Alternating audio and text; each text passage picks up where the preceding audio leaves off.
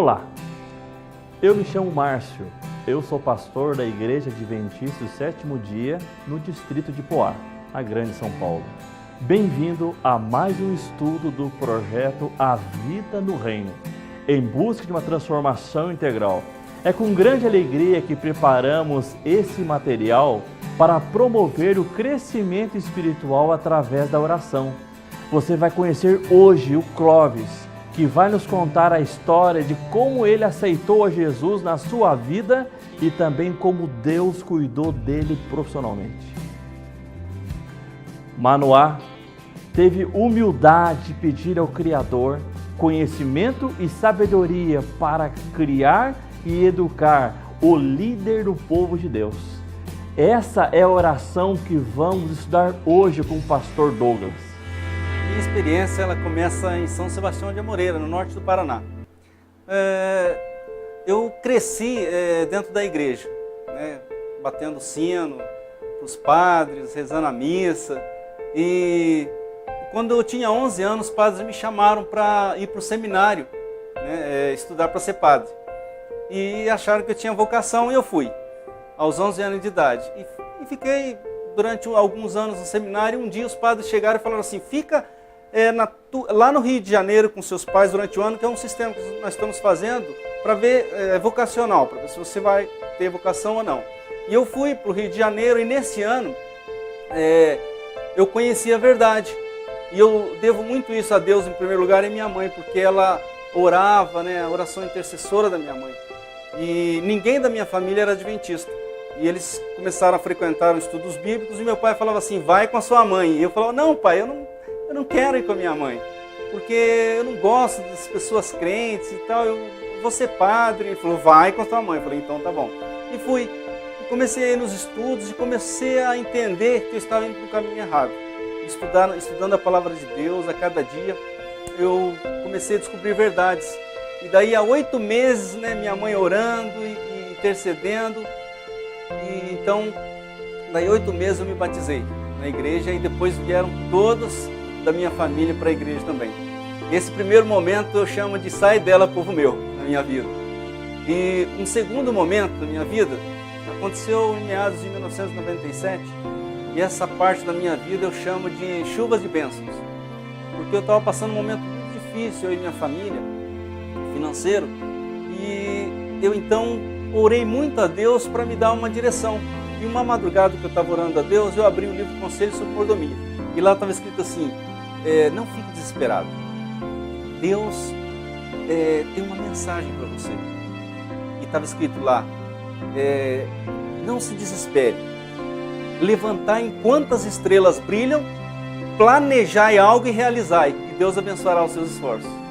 Interessante que aquilo ficou na minha mente. Eu comecei a orar a Deus pedindo sabedoria sobre o que eu ia fazer. E Ele então me deu uma ideia. O Espírito Santo tocando na minha mente. Tinha uma empresa na cidade chamada CSN, Companhia Siderúrgica Nacional. Então tinha vários turnos, 4 da manhã, meio-dia e 6 da tarde. Então eu comprei vários guarda-chuvas e comecei a vender. E choveu durante 3 meses. 3 meses na cidade, mas choveu, e eu vendi 5.000 guarda-chuvas. E aí, mais uma vez, Deus mostrou o seu grande amor. Deus cuida de nós.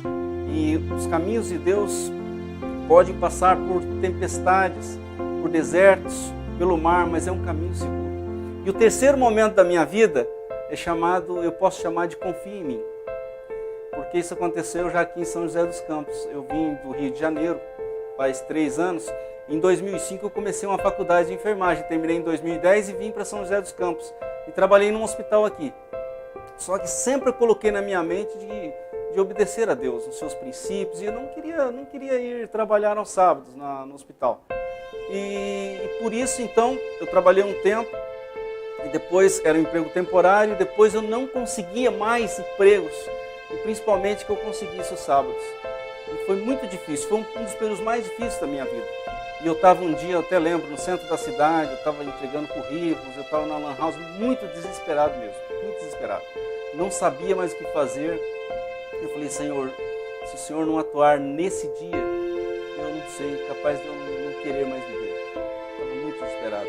E eu não tinha nada na época nem dinheiro, eu tinha muitas responsabilidades, muitos compromissos para o outro dia já, para saudar. E eu não tinha mais condições, eu não tinha dinheiro nem para vir embora naquela tarde. E isso aí marcou muito a minha vida, porque eu abaixei a cabeça dentro da lan house, sentei num banco e comecei a orar a Deus. Senhor, não tem mais saída. Faça alguma coisa, Pai querido.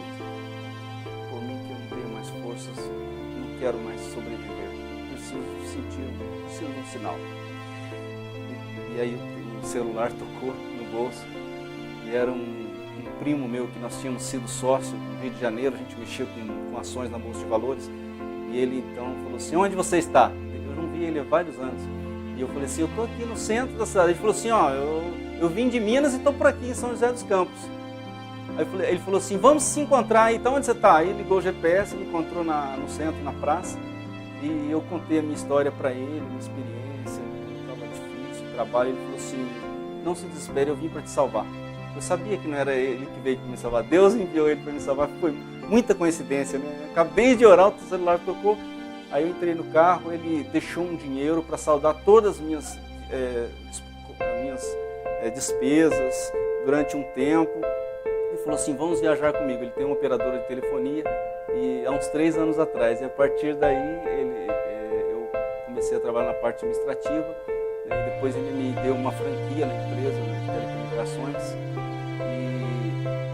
e a partir daí comecei a não duvidar mais do poder de Deus, do poder da oração também.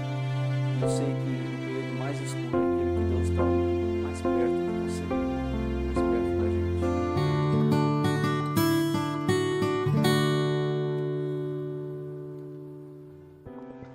A verdadeira sabedoria consiste em saber que você não sabe nada. Uau, acho que o filósofo Sócrates pegou um pouco pesado, mas eu não posso dizer que não concordo com ele. Um dos primeiros passos para o fracasso é ter um espírito prepotente, imaginando que tem mais a ensinar do que a ser ensinado. Sendo bem sincero, eu tenho dificuldades de lidar ou conviver com alguém que possui uma grande admiração por suas próprias ideias e opiniões, e que considera que tem mais a contribuir do que aprender. Como dizia meu saudoso professor de grego, Pedro Apolinário, a ignorância é atrevida. A realidade é que quanto mais nós estudamos um determinado assunto, mais nós percebemos que não sabemos nada sobre ele e que temos muito a aprender. Não importa quem seja, não importa a idade, sexo, o nível escolar, situação econômica, onde mora ou deixou de morar, todas as pessoas possuem algo a nos ensinar, algo para enriquecer a nossa vida. Tudo depende se estamos abertos, dispostos a aprender, se possuímos um espírito ensinável. Em outras palavras, humildade. Bem, a oração que iremos refletir hoje apresenta alguém que possuía um espírito ensinável. Sendo bem sincero, desde que estudei essa oração, eu comecei a fazê-la. A oração em questão encontra-se em Juízes 13:8. Então Manoá orou ao Senhor, dizendo: ó meu Deus, peço que mandes de volta o homem de Deus que enviaste para ele nos dizer o que devemos fazer com o menino quando nascer. O povo de Israel já estava há 40 anos sofrendo a opressão dos filisteus. Deus decide intervir, mudar aquela situação. Ele escolhe uma família da tribo de Dan para ser a portadora da libertação. Manoá e sua esposa não possuíam filhos. O anjo do Senhor aparece à esposa de Manoá, que infelizmente nós não conhecemos o nome, e prometeu que ela engravidaria. O anjo do Senhor também deu instruções sobre a maneira que deveriam educar a criança, em um estilo de vida chamado nazireu. Após receber a visita do anjo do Senhor, ela correu para encontrar o seu esposo para contar o que havia acontecido. Um dos aspectos que admiro nessa história é que Manoá em nenhum momento duvidou do relato de sua esposa, muito menos duvidou que ela estaria grávida. Ele não orou pedindo um sinal para confirmar a experiência de sua esposa. Ele orou pedindo que o anjo do Senhor aparecesse novamente para que ele pudesse apresentar mais detalhes de como educar o menino. Ele não questionou as orientações do anjo do Senhor, nem foi prepotente dizendo: eu que sei criar e educar o meu filho, eu não preciso de ninguém palpitando. Ele foi humilde o suficiente para suplicar a Deus mais orientações. Que exemplo, que lição para nós!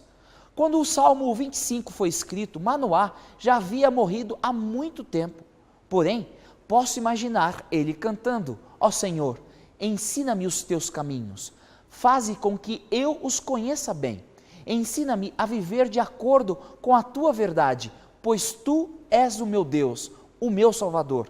Eu sempre confio em ti. Manoá tinha mais que um espírito ensinável ou humilde. Ele tinha o desejo de fazer a vontade de Deus. Ele estava disposto a abrir mão do controle da sua vida e permitir que Deus o ensinasse a como viver, como a sua família deveria proceder. Você já teve a coragem de fazer esta oração, a oração de humildade?